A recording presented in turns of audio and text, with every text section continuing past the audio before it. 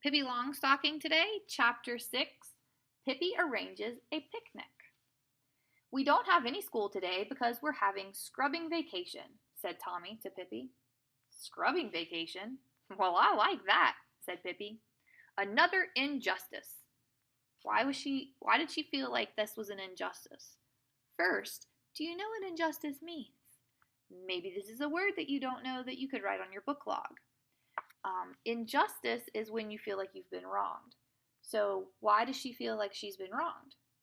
Remember, she was upset that Tommy and Anika got Christmas vacations and apparently scrubbing vacation, but she didn't. What do you think scrubbing vacation is? Do I get any scrubbing vacation? Indeed I don't. Though goodness knows I need one. Just look at the kitchen floor. But for that matter, she added, now I come to think of it, I can scrub without any vacation. And that's what I intend to do right now. Scrubbing vacation or no scrubbing vacation. I'd like to see anybody stop me. You two sit on the kitchen table out of the way. Tommy and Anika obediently climbed up on the kitchen table, and Mr. Nilsson hopped up after them and went to sleep in Anika's lap. Pippi heated a big kettle of water and without more ado poured it on the kitchen floor. She took off her big shoes and laid them neatly on the bread plate. She put her shoes on the plate. She tied 2 scrubbing brushes on her bare feet and skated over the floor, plowing through the water so that it splashed all around her. I certainly should have been a skating princess, she said, and kicked her left foot up so high that the scrubbing brush broke a piece out of the overhead light. Grace and charm I have at least, she continued, and skipped nimbly over a chair standing in her way. Well, now I guess it's clean, she said at last, and took off the brushes. Aren't you going to dry the floor? Asked Anika. Oh, no, it can dry in the sun, answered Pippi. I don't think it will catch a cold so long as it keeps moving. Tommy and Anika climbed down from the table and stepped across the floor, very carefully, so they wouldn't get wet. So, there is a picture of Pippi scrubbing the floor in her scrubbing brushes on her feet, water all over the place, Anika and Tommy sitting on the table behind her. So, what is scrubbing vacation? I'm going to infer, since Pippi was upset about not having a scrubbing vacation and she cleaned her floors, I'm going to infer that scrubbing vacation is a period in time that the schools close down in order to scrub the floors. Now, do you have a scrubbing vacation? No, you don't. But in this school, they do. Out of doors, the sun shone in a clear blue sky. It was one of those radiant September days that make you feel like walking in the woods. Pippi had an idea. It was a radiant September day. I wonder if you know what radiant means. Maybe that's another word you don't know. Let's take Mr. Nilsson and go on a little picnic. Oh, yes, let's, cried Tommy and Anika. Run home and ask your mother then, said Pippi, and I'll be getting the picnic basket ready. Tommy and Anika thought that was a good suggestion. They rushed home and were back again almost immediately. But Pippi was already waiting by the gate with Mr. Nilsson on her shoulder, a walking stick in one hand, and a big basket in the other. The children walked along the road a little way and then turned into a pasture where a pleasant path wound in and out among the thickets of birch and hazel. Do you know what birch and hazel are? Another word you don't know? I'm going to use context clues. It says the path wound in and out among thickets of birch and hazel. I'm going to use my clues to infer that birch and hazel are probably some type of shrub or plant. Presently, they came to a gate on the other side of which was an even more beautiful pasture. But right in front of the gate stood a cow who looked as if nothing would persuade her to move. Anika yelled at her, and Tommy bravely went up and tried to push her away. But she just stood there staring at the children with her big cow eyes. To put an end to the matter, Pippi set down her basket and lifted the cow out of the way. The cow, looking very silly, lumbered off into the hazel bushes. So Pippi just lifted up the cow and moved it. Could that really happen? cows be so bull-headed, said Pippi, and jumped over the gate. What a lovely, lovely wood, cried Anika in delight as she climbed up on all the stones she could see. Tommy had brought along a dagger Pippi had given him, and with it he cut walking sticks for Anika and for himself. He cut his thumb a little too, but that didn't matter. Maybe we ought to pick some mushrooms, said Pippi, and she broke off a pretty rosy one. I wonder if it's possible to eat, she continued. At any rate, it isn't possible to drink it, that much I know. So there's no choice except to eat it. Maybe it's possible. She took a big bite and swallowed it. It was possible, she announced, delighted. Yes, sirree, we'll certainly stew the rest of this sometime, she said, and threw it high over the treetops. What have you got in your basket? Asked Anika. Is it something good? I do not suggest that you go and pick wild mushrooms and eat them. That's very dangerous. Don't be like Pippi. I wouldn't tell you for $1,000, said Pippi. First, we must find a good picnic spot.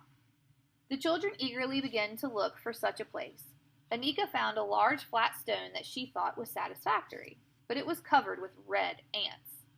I don't want to sit with them, said Pippi, because I'm not acquainted with them. And besides, they bite, said Tommy. Do they, said Pippi. Bite them back. Wouldn't that be silly, biting an ant back?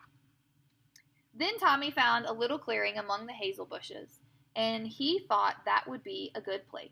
Oh, no, that's not sunny enough for my freckles, said Pippi, and I do think freckles are attractive. Further on, they came to a hill that was easy to climb. On the other side of the hill was a nice, sunny rock, just like a little balcony, and there they sat down. Now shut your eyes while I set the table, said Pippi. Tommy and Anika squeezed their eyes as tightly shut as possible. They heard Pippi opening the basket and rattling paper. 1, 2, 19. Now you may look, said Pippi. They looked and they squealed with delight when they saw all the good things Pippi had spread on the bare rock.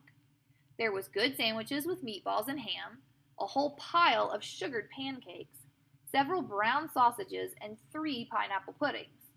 For you see, Pippi had learned cooking from the cook on her father's ship. Aren't scrubbing vacations grand, said Tommy, with his mouth full of pancakes. We ought to have them every day. No, indeed. I'm not that anxious to scrub, said Pippi. It's fun to be sure, but not every day. That would be too tiresome. At last the children were so full they could hardly move, and they sat still in the sunshine and just enjoyed it. Have you ever laid out in the sunshine and just enjoyed the warmth on your skin? Maybe that's a connection you can make to our story on your book log. I wonder if it's hard to fly, said Pippi, and looked dreamingly over the edge of the rock. The rock sloped down very steeply below them, and it was a long way to the ground. Down at least one ought to be able to learn to fly, she continued. It must be harder to fly up. But you could begin with the easiest way, I do think. I'll try. She gonna try to fly? Uh-oh. No, Pippi, cried both Tommy and Anika. Oh, dear Pippi, don't do that. But Pippi was already standing at the edge. Fly, you foolish, fly, fly! And the foolish fly flew, she said. And just as she had said, flew, she lifted her arms and took off into the air. In half a second, there was a thud. It was Pippi hitting the ground. Tommy and Anika lay on their stomachs and looked down at her, terrified. Pippi got up and brushed off her knees. I forgot to flap, and I guess I had too many pancakes in my stomach. At that moment, the children noticed that Mr. Nilsson had disappeared and had evidently gone on a little expedition of his own. They remembered that they had last seen him contently chewing the picnic basket to pieces, but during Pippi's flying experiment they had forgotten him, and now he was gone. He was chewing the picnic basket to pieces, not his lunch. Pippi was so angry that she threw her shoe into a big, deep pool of water. You should never take monkeys with you anywhere, she said. He should have been left at home to pick fleas off the horse. That would have served him right, she continued, wading out into the pool to get her shoe. The water reached up to her waist. I might as well take advantage of this and wash my hair, said Pippi, and ducked her head under the water and kept it there so long that the water began to bubble. There now, I've saved a visit to the hairdresser, she said contentedly, when at last she came up for air. Is going to the hairdresser the same as dunking your head in water? She stepped out of the pool and put on her shoe. Then she went off to hunt for Mr. Nilsson. Hear how it squishes when I walk, laughed Pippi. It says cloofs, cloofs in my dress and squish, squish in my shoes. Isn't that jolly? I think you ought to try it too, she said to Anika, who was walking along beside her, with her lovely flaxen hair, pink dress, and a little white kid shoes. Some other time, said the sensible Anika. They walked on. Mr. Nilsson certainly can be exasperating, said Pippi. Exasperating. I like that word. Do you know what it means? Mr. Nilsson certainly can be exasperating, said Pippi. Maybe you should look up the word exasperating and use that as a word you don't know. He's always doing things like this. Once in Arabia, he ran away from me and took position as a maidservant to an elderly widow. That last was a lie, of course, she added after a pause. Tommy suggested they all three go in different directions and hunt. At first, Anika didn't want to because she was a little afraid. But Tommy said, "You aren't a fraidy cat, are you?" And of course, Anika couldn't tolerate such an insult. So off they went. Has anyone ever called you a fraidy cat and made you do something that you might not have wanted to do? Maybe you can make that connection on your book log. Tommy went through a field. Mr. Nilsson he did not find, but he did find something else. A bull. Or to be more exact, the bull found Tommy. And the bull did not like Tommy, for he was a very cross bull who was not at all fond of children. He was a cross bull. Does that mean he looked like a cross? No. What does cross mean? Maybe it's a word you don't know you could put on your book log. With his head down, he charged toward Tommy, bellowing fearfully. Tommy let out a terrified shriek that could be heard all through the woods. Pippi and Anika heard it and came running to see what was the matter. By the time the bull had almost reached Tommy, who had fallen head over heels over a stump, "What a stupid bull," said Pippi to Anika, who was crying uncontrollably. Why was Anika crying? Because her brother got hurt. "He ought to know he can't act like that. He'll get Tommy's white sailor suit all dirty. I'll have to go and talk some sense into that stupid animal." And off she started. She ran up and pulled the bull by the tail. "Forgive me for breaking up the party," she said. Since she had given his tail a good hard pull, the bull turned around and saw a new child to catch on his horns. "As I was saying," went on Pippi, "forgive me for breaking up, and also forgive me for breaking off." And with that, she broke off one of the bull's horns. "It isn't the style to have two horns this year," she said. "All the better bulls have just one horn, if any." And she broke off the other horn, too.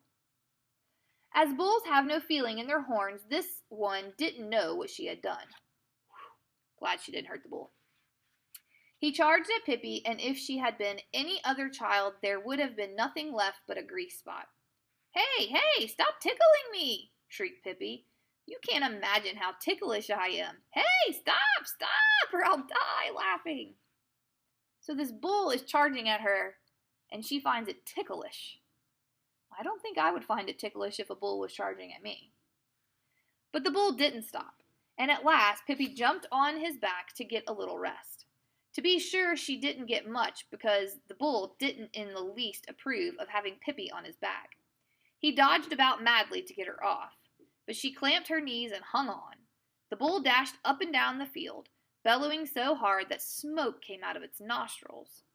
Pippi laughed and shrieked and waved at Tommy and Anika, who stood a little distance away, trembling like aspen leaves. The bull whirled around and around, trying to throw Pippi. "See me dancing with my little friend," cried Pippi, and kept her seat. At last the bull was so tired that he lay down on the ground and wished that he'd never seen such a thing as a child. He had never thought children amounted to much anyway. "Are you going to take a little nap now?" asked Pippi politely. "Then I won't disturb you." She got off his back and went over to Tommy and Anika. Tommy had cried a little. He had a cut on his arm, but Anika had bandaged it with her handkerchief so that it no longer hurt. "Oh, Pippi," cried Anika excitedly. "Shh, shh," whispered Pippi. "Don't wake the bull. He's sleeping. If you wake him up, he'll be fussy."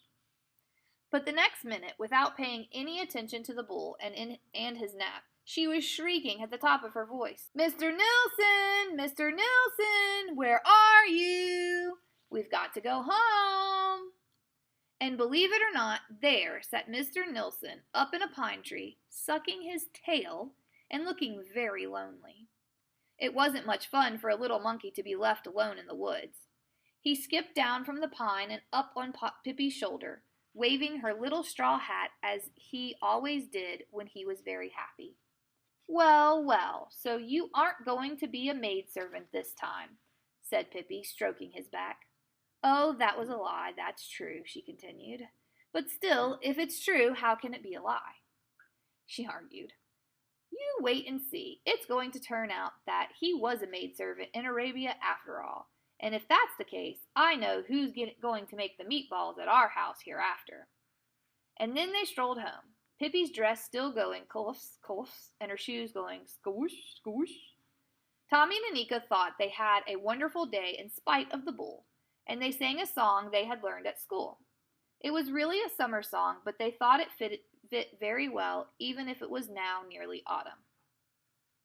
"In jolly summertime, through the field and wood we make our way. Nobody said, everyone's gay. We sing as we go, oh lo lo, oh lo. You who are young, come join in our song. Don't sit home moping all the day long. Our song will swell through wood and dell, and up to the mountain top as well. In jolly summertime, we sing as we go, oh la, oh la, oh." Pippi sang too, but with slightly different words. "In jolly summertime, through field and wood I make my way. I do exactly as I wish, and when I walk, it goes squish, squish, squish, squish, squish, squish. And my old shoe, it's really true, sometimes says chip and sometimes chew. For the shoe is wet, the bull sleeps yet, and I eat all the rice pudding I can get. In jolly summertime, I squish wherever I go. Squish-o, squish-o, squish-o." Sorry for my not very well singing voice. That was the end of chapter 6. Make sure you find a section on your book log to respond to today.